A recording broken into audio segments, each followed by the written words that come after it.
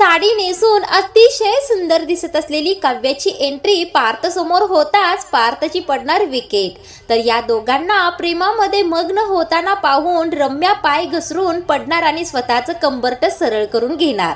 या रम्याची चांगली जिरणार तर इकडे प्रेमाचा रंग जास्त खुलताना दिसणार। पिहूला आता रम्याच्या विरोधात ठोस पुरावा सुद्धा मिळणार आहे आणि तो काव्य पाहून पार्थला दाखवणार आहे। चला तर पाहूया नेमकं काय घडतं। इथे आता हॉलमध्ये पार्थ फोनवर बोलत असतो आणि तो फोन असतो नंदिनीचा। आता नंदिनी म्हणत असते, बोला ना पार्थ, तुम्हाला काय बोलायचं आहे माझ्याशी? त्यावेळेला पार्थ म्हणत असतो, अहो नंदिनी, या सगळ्या प्रकारामध्ये तुम्ही एका गोष्टीचा विचार केला आहे का? नंदिनी म्हणते, कोणत्या हो पार्थ? त्यावेळेला पार्थ म्हणतो, 16 डिसेंबर दिवशी आपण एवढ्या आनंदात होतो आणि त्या दिवशी पेनड्रॉय मध्ये सगळे फोटो पिहूने काढलेले होते आणि पेनड्रॉय मधील सगळं एडिटिंग मी स्वतः केलं। त्यामध्ये काव्य आणि जीवाचे फोटो कुणी बरं घातले असतील आणि त्याचा शोध मी लावणार आहे। त्यावेळेला नंदिनी म्हणते, हो हो, याचा शोध लावा। पण पार्थ, शोध लावल्याने सत्य बदलणार नाही, सत्य तर तेच राहणार आहे। आपल्या दोघांचंही आयुष्य उद्ध्वस्त झालं आहे। पार्थ म्हणतो, ते तर नक्कीच आहे आणि त्यातून मी कधीच बाहेर येणार नाही आणि काव्याला मी माफ सुद्धा करणार नाही। पण हे कोणी केलं आहे त्याला शोधल्याशिवाय मी शांत बसणार नाही। आता नंदिनी मात्र पार्थची समजूत काढत असते, म्हणत असते, पार्थ, तुम्ही याचा शोध लावा, मी तुमच्या पाठीशी आहे। काही जरी मदत लागली तर मला नक्की सांगा, पण काव्याच्या चुका तुम्ही विसरून पोटात घालून तिच्याशी पुन्हा पूर्वीसारखं वागायला सुरू करा पार्थ।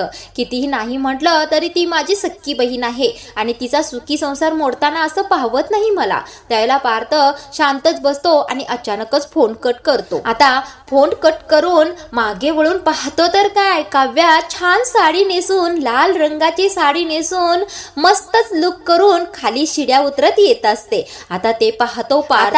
काव्याला या लुक मध्ये पाहताच पार्थचं भानच हरपलेलं असतं। हळूहळू पावलाने तो शिड्यांच्या जवळ गेलेला असतो। आता काव्या पदर उडवतच छान पार्थकडे बघतच नजरेला नजर मिळवतच खाली येत असते। आता मात्र पार्थ पुन्हा एकदा काव्याच्या प्रेमात पडलेला असतो आणि काव्याला एकसारखा टक लावूनच पाहत असतो। आता पार्थच्या नजरेतूनच काव्याचं प्रेम सरळ सरळ दिसत असतं। आता काव्या खाली येतच असते तेवढ्यातच काव्या आता पाय घसरलेलं नाटक करते आणि पार्थच्या अंगावरच येते। आता पार्थ काही नेहमीप्रमाणे काव्या पडत आहे म्हटल्यानंतर तिला झेलणारच ना। आता हा पार्थ पडत असलेल्या काव्याला झेलतो आणि तिच्या चेहऱ्याकडेच बघत राहतो। तिच्या डोळ्यामध्ये डोळे घालून पाहत असतो, म्हणजे अगदी दोघे एकमेकांकडे पाहण्यामध्ये मग्नच होतात। आता मात्र पार्थ विसरून गेलेला असतो की काव्याबरोबर माझा राग आहे किंवा काव्यावर माझा राग आहे। आता हे दोघे असे एकमेकांकडे बघत असतात तेवढ्यातच तिथे मानिनी विक्रम आलेले असतात, पिहू सुद्धा आलेली असते आणि वसवत्या रम्या सुद्धा येत असतात।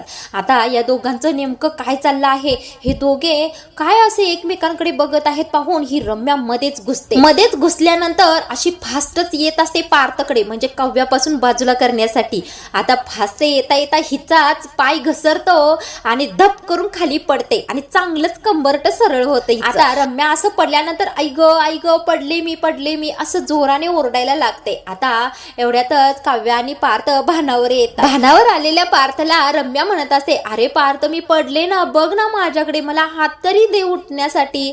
आता मात्र इथे पार्थ हात देतच असतो तेवढ्यातच काव्या हात देते रम्याला आणि म्हणते, काय ग, त्यांचाच हात कशाला हवा आहे? माझ्याकडे माग ना मदत, मीही इथेच आहे, मी तुला पुरून उरणार आहे, म्हणजे तुला मी कायमचीच उठवणार आहे। आता ही काव्या या रम्याला थाड करून उठवूनच उभी करते। आता ही रम्या या काव्याला घाबरत असते, थोडीशी दूरच होते आणि मग बोलायला सुरू करते।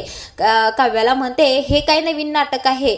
छान सुंदर दिसून मेकअप करून तू पार्थला भुलवण्याचा प्रयत्न करत आहेस का? त्यावेळेला काव्या म्हणते, अगं नाही ग, मी काय भुलवतोय, ते अगोदरच माझ्या प्रेमामध्ये मग्न आहेत आणि ते माझ्यावरचं प्रेम कधीच विसरू शकत नाही। आणि रम्या, तू एक गोष्ट लक्षात ठेव, पार्थचं आणि माझं प्रेम हे अखंड आहे, ते कधीही दुरावा देणारं नाही आणि आमची ही गाठ आहे 7 जन्माची। आमच्या दोघांचं लग्न झालं आहे, मी त्यांची बायको आहे आणि ते माझे पती आहेत, त्यामुळे तू आमच्या दोघांच्या मध्ये यायचं नाहीस, हे मी तुला कित्येक वेळा सांगितलं आहे, तरी तू पुन्हा पुन्हा आमच्या दोघांच्या मध्ये येण्याचा प्रयत्न करतेस आणि पुन्हा पुन्हा अशी पडतेस आणि स्वतःचं नुकसान करून घेतेस। त्यामुळे योग्य वेळ आहे तोपर्यंत थांब।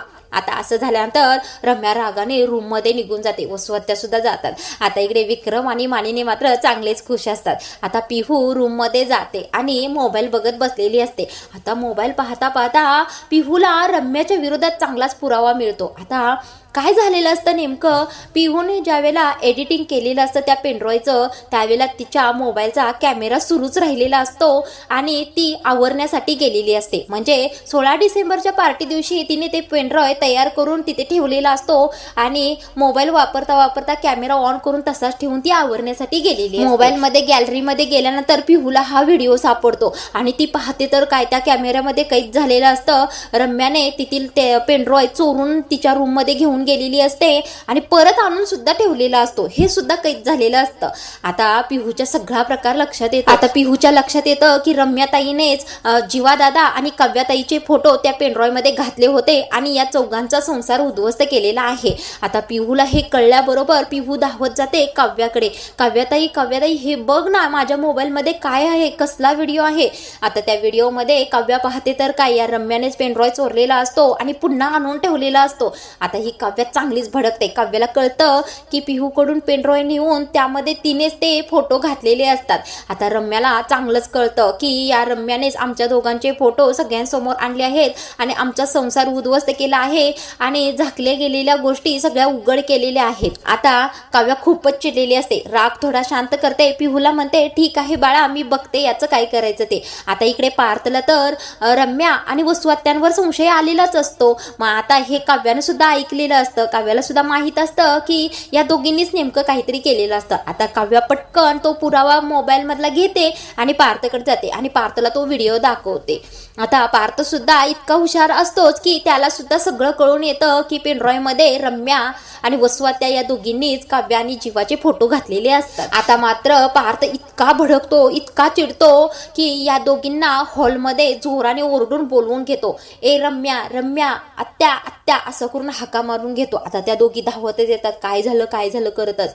आता तो व्हिडिओ दाखवल्यानंतर रम्या म्हणते नाही नाही, मी असं काहीच केलेलं नाही. आता वसुहत्या सुद्धा नाही हिने काहीच केलेलं नाही असं म्हणत असतात. पार्थ म्हणतो मग या व्हिडिओमध्ये काय दिसत आहे, तू पिहूच्या रूम मधून पेनड्रॉय का घेऊन गेली होतीस बरं? मग त्या पेनड्रॉय मध्ये तूच फोटो घातले आहेस, नक्की तूच घातले आहेस. आता मात्र ही रम्या अडकळायला लागते. तिला घाम फुटतो.